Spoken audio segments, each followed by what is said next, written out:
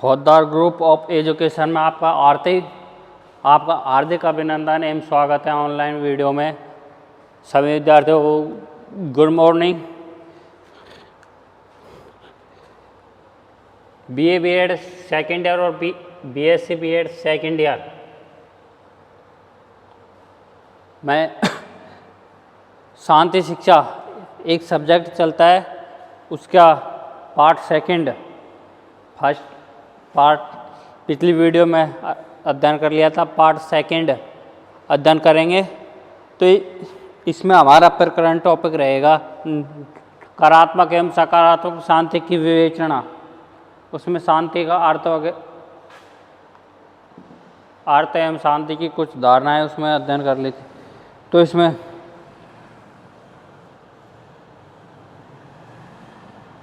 नकारात्मक शांति के विचार और सकारात्मक शांति के विचारों में तर्क देते हैं। तो ऐसा हमें नहीं होना चाहिए। जो स्थिति नकारात्मक शांति की होती है उससे अलग सकारात्मक शांति की होती है। जैसे सकारात्मक शांति में युद्ध हिंसाएं कुछ असामाजिक स्थिति होती हैं, जबकि सकारात्मक में शांति रहती है। अच्छा,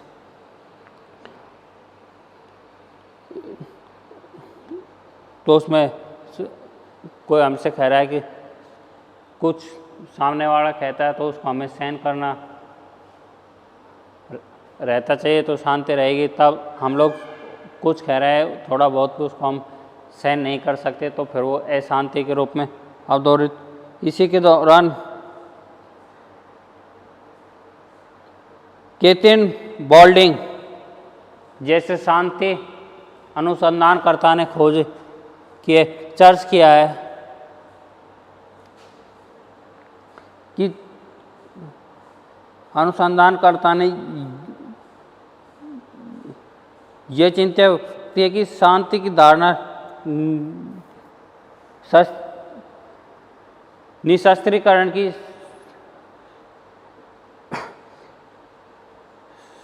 समस्याओं से ध्यान हटाती हैं और विश्व विकास में महान स्पष्ट अध्ययन की ओर ले जाती है, जो मुख्य रूप से युद्ध स्थिति की कमी को और उन्मूलन में रुचि रखते हैं। तो आप देखते हो कि जो शांति के लिए हमें सबसे फर्स्ट है जो हथियार हैं इनका समाप्त करना होगा। आज आप विश्व में देख रहे हो कि बहुत सारे देश एक दूसरे देशों को धमकी देते रहते हैं, एटम बम या एटमी मिसाइल वगैरह हो। तो इस प्रकार के जो हथियार हैं इनको निशस्त्रीकरण होगा। किसी प्रकार के हथियार हमें पास नहीं रह सकते, तब हम शांति से रह सकते हैं। यदि हथियार हमारे पास रहेंगे तो हम अशांति के लिए उत्पन्न करेंगे दूसरों को। परम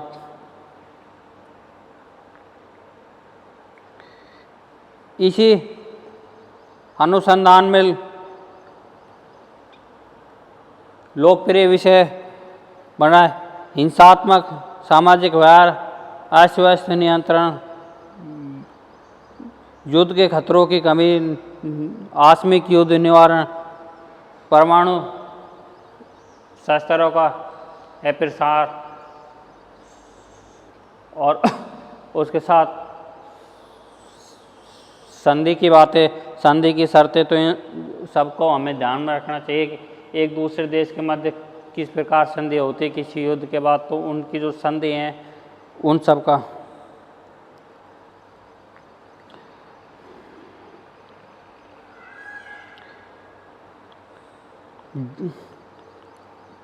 जैसा कि जोफ्रे ओस्टरगार्ड जो महात्मा गांधी की परंपरा है उसका अनुसरण करते हैं। जोफ्रे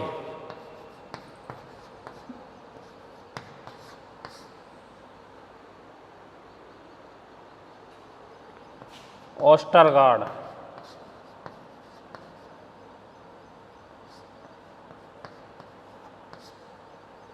तो ये जो महात्मा गांधी जी हैं उसकी जो धारणा जो भी परंपरा है उसका अनुसरण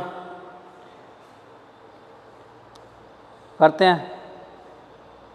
अन्यायपूर्ण सामाजिक एवं आर्थिक प्रणाली की उत्पत्ति का या अस्तित्व को रोकने के सक्षम के सिद्धांत के रूप में अहिंसा पर बल देते हैं। जो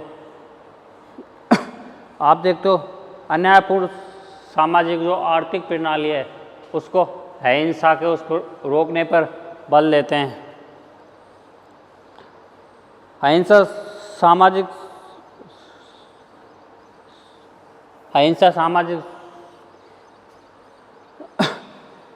संरचना आदि समतावादी आदि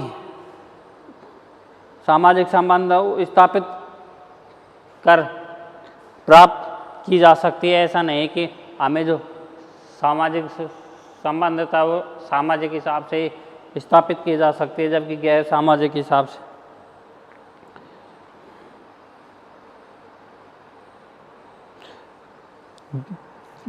यद्यपि शीत युद्ध के दौरान युद्ध विरोधी आंदोलन का ध्यान परमाणु युद्ध के भयंकर जिसका परिदृश्य 6 अगस्त और 9 अगस्त 1945 को अमेरिका द्वारा जापान के 2 शहरों पे गिराए गए परमाणु बमों का भयंकर परिदृश्य संपूर्ण विश्व ने देखा है। और आज उससे भी कहीं हजारों गुना घातक एवं खतरनाक परमाणु हथियार बम बन रहे हैं। तो इन सब चीज़ों को ध्यान में रखना चाहिए और शांति की जो कार्य क्षमता जो भी एक्टिविटी कंटिन्यूटी कार्य में है और उसके साथ साथ शांति समुदाय के लोग इन चीज़ों का समर्थन करते हैं।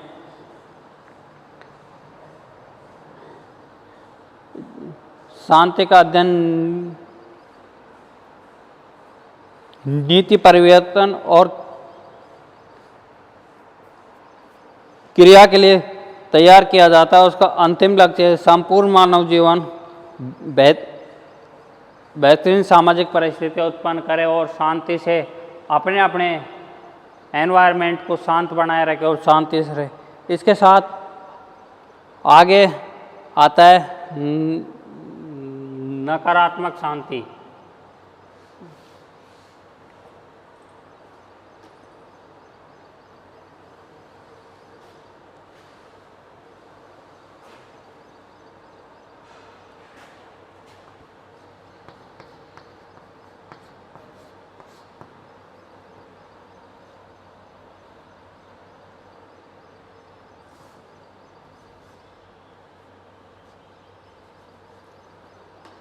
नकारात्मक शांति नेगेटिव हीस। तो इसमें सबसे पहले आता है शांति युद्ध की अनुपस्थिति के रूप में। तो इसमें आता है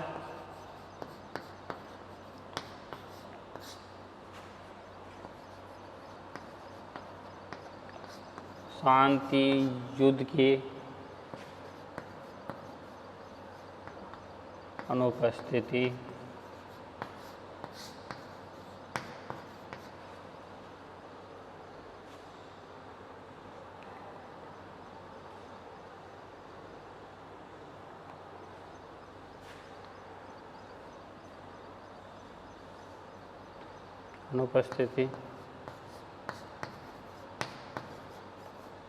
के रूप में।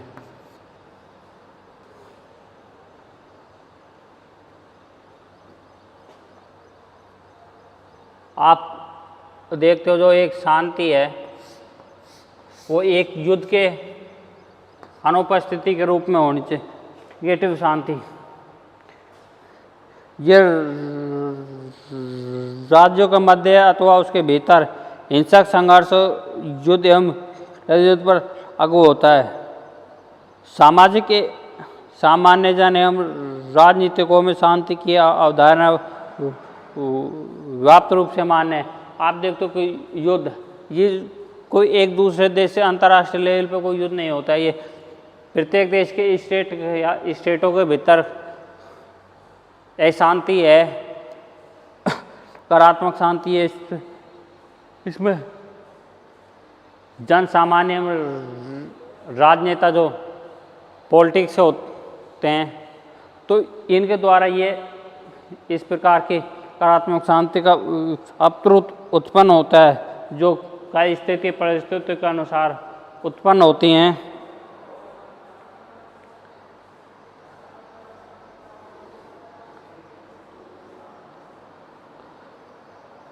दूसरे शब्दों में यदि शांति मात्र राज्यों के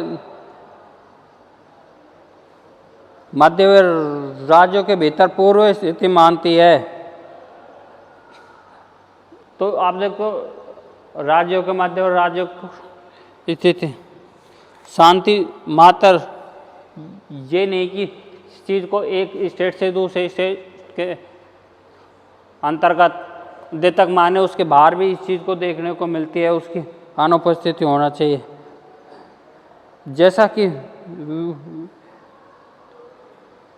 विश्व के कुछ हिस्से हैं, उनमें इस प्रकार की शांति हमें देखने को मिलती है, नकारात्मक शांति। कनाडा और संयुक्त राज्य अमेरिका, यूएस, इंग्लैंड और फ्रांस, ऑस्ट्रेलिया और न्यूजीलैंड के मध्य इस प्रकार की शांति हमें देखने को मिलती है। हमारे सामने कारण विश्व के किसी भी देश में चल रहा एक दूसरे देश के कोई न कोई प्रतिद्वंदी आपको देखने के मिलते हैं, तो उन दो देशों के बीच में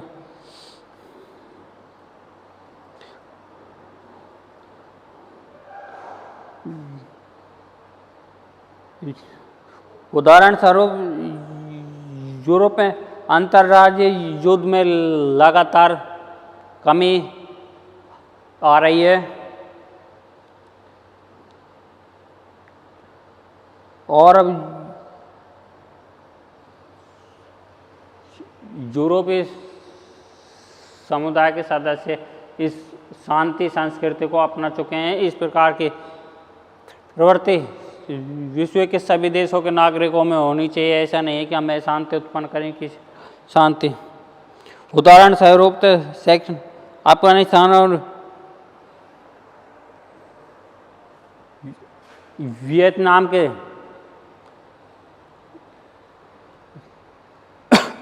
दशक 1980 में जो युद्ध का एक स्तर और एक कार था, उसमें इस प्रकार की सारी चीज़ें हमें देखने को मिलती हैं। तो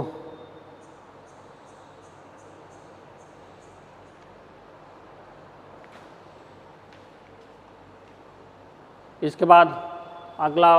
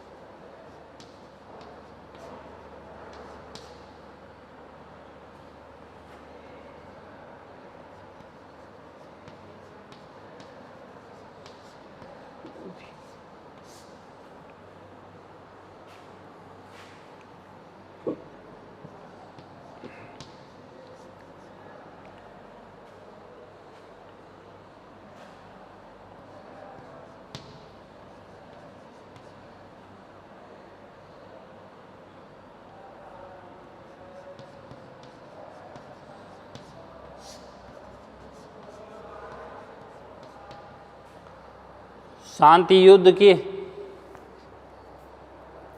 अनुपस्थिति और संरचनात्मक हिंसा की अनुपस्थिति।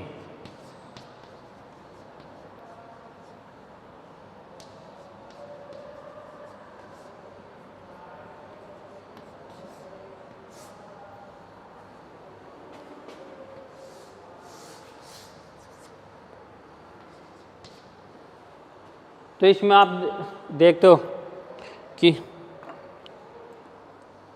शांति युद्ध की अनुपस्थिति और संरचनात्मक, तो आप इन चीज़ों में देखते हो, एक तो युद्ध होता है जो बहुत बड़े स्तर पर चलता है, तो उसके अनुपस्थिति में जब युद्ध नहीं होगा तो शांति अवश्य रूप से रहेगी। उसके बाद में एक संरचनात्मक हिंसा, कोई भी हिंसा होती है जिसकी संरचना ढांचा पहले से तैयार किया जाता है कि एक के बाद एक एक्टिविटी है, एक कार्यक्रम सबसे पहले ये व्यक्ति जाएगा वहाँ पे इस प्रकार से करेगा, उसके पास बाद दूसरा जाएगा, तो इस प्रकार से वो तय होती है। तो उनकी अनुपस्थिति में शांति।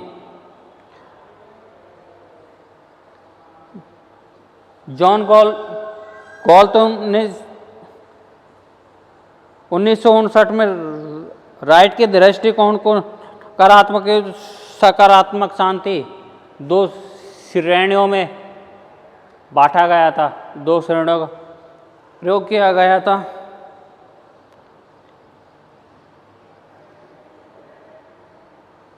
जिनका प्रतिपादन इससे 28 वर्ष पूर्व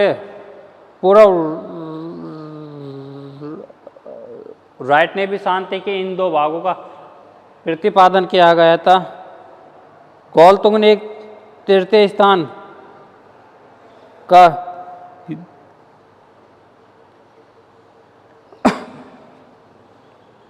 डेवलपमेंट किया और सकारात्मक शांति युद्ध की अनुपस्थिति और सकारात्मक शांति हिंसा की अनुपस्थिति में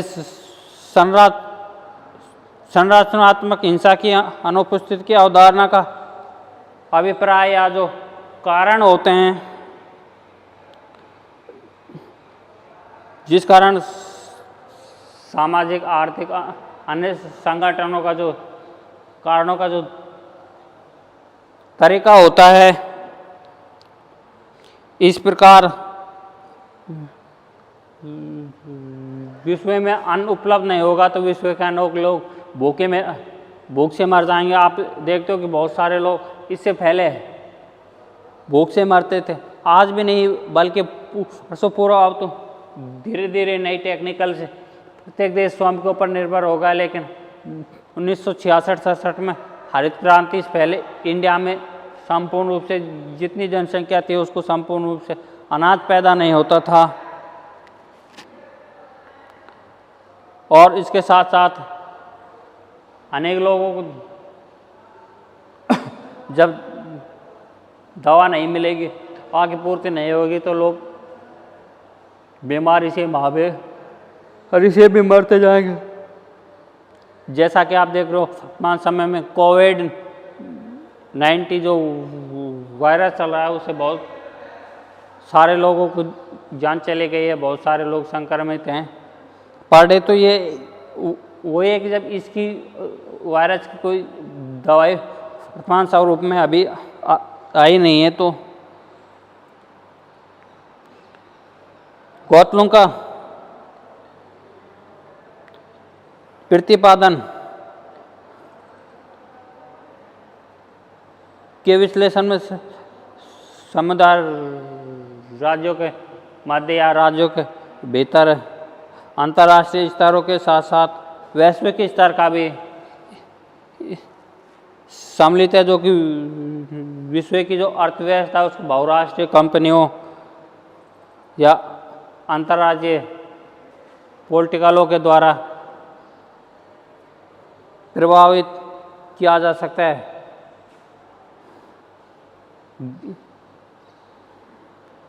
गॉल्टन के ढांचे में शांति संस्कृति की ओर देखकर संरचनात्मक हिंसा के मुद्दे केंद्रित करके विश्व का चित्र का कुछ ध्यान सकारात्मकता की ओर किया जा सकता है। परंतु सकारात्मक के साथ साथ नकारात्मक भी आवश्यकता है, जरूरी है। जैसा कि गरीबी भी, भुखमरी, रोकथाम योग्य रोगों आदि से जीता जा सकता है। इसके संग के साथ साथ विश्व पर्यंत सरकारों के सामने अनेक प्रकार की समस्याएं चलते रहते हैं, जिससे मानवता के नियमों में कुछ योगदान भी दिखाई देती रहती हैं, तो कुछ अशांति, तो इस प्रकार के कुछ कार्यक्रम चलते रहते हैं। और वैश्विक आर्थिक एवं राजनीतिक संरचना, बहुराष्ट्रीय निकायों आदि, इनके साथ में अंतर्राष्ट्रीय जो वैश्विक अर्थव्यवस्था उसका शांति युद्ध के इनके साथ में चलता रहता है। अनेक कारण होते हैं, जैसे कि आर्थिक कारण है, सामाजिक कारण है, राजनीतिक कारण है, और भी अशांति उत्पन्न करने के बहुत सारे कारण हो सकते हैं। बहुत ज़्यादा तरीका हमें देखने को मिलता है। तो इस प्रकार संस्कृति के उदय होने के साथ साथ साक्ष्य दिखाई देते हैं। मानवीय सहायताओं के लिए नागरिकों, सरकारों में यद्यपि अवसर अपर्याप्त होते हैं, पर फिर भी अंतर्राष्ट्रीय संबंधों के साथ इन अवसरों को पर्याप्त बना दिया जाता है। इसके साथ आगे आता है शांति न्याय के साथ।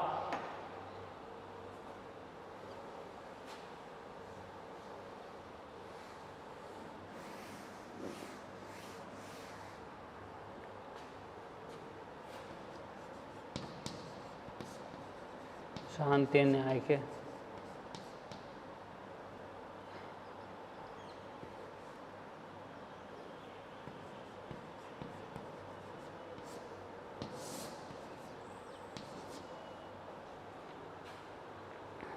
तो आप देखते हो संपूर्ण विषय में जब जब उपद्रव और एक शांति हुआ है, तो एक प्रश्न उठता हुआ है कि ये शांति किस कारणों से होती है, किस कारणों के द्वारा होती है।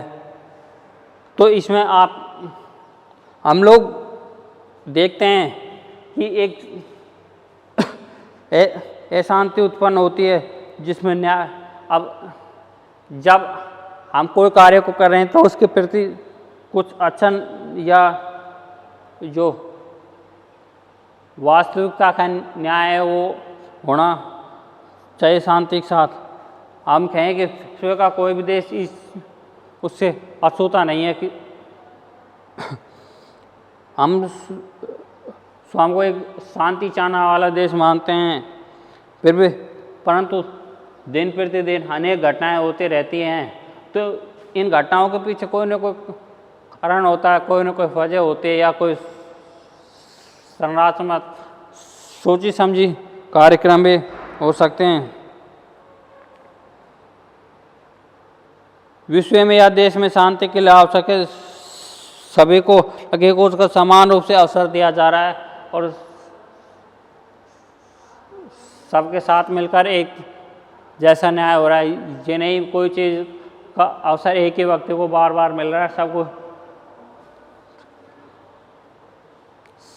सबको समानता से मिलना चाहिए। तो और उसके साथ न्याय हो, ऐसा नहीं हो कि किसी के साथ अन्याय हो।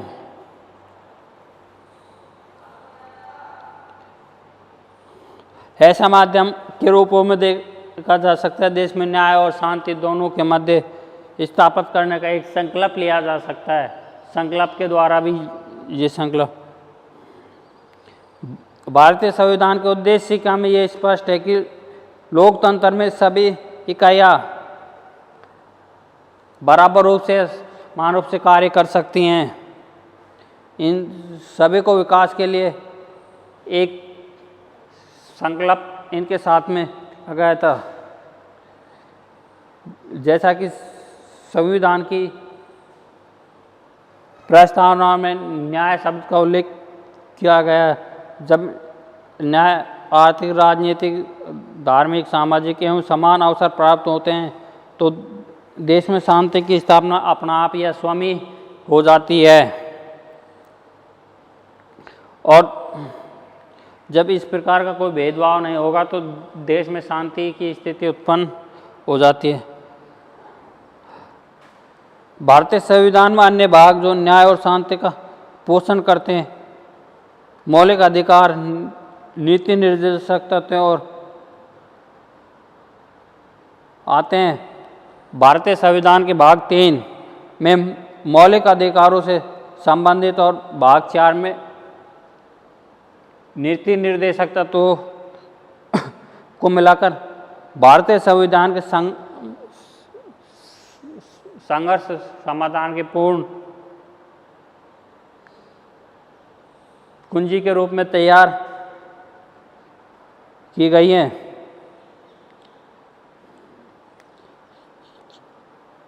यदि किसी कारणों से भारत की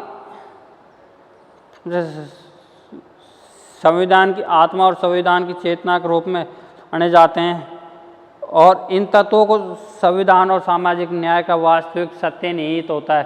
जब आप देखते हो संविधान से मिलजुल कर किसी चीज़ का न्याय करें तो उन्हें क्या कि संविधान का कुछ न कुछ तत्व निहित होता है। संविधान में कुल 6 मौलिक अधिकार दिए गए हैं जो भारत का नागरिक होने के साथ ही उसे प्राप्त हो जाता है और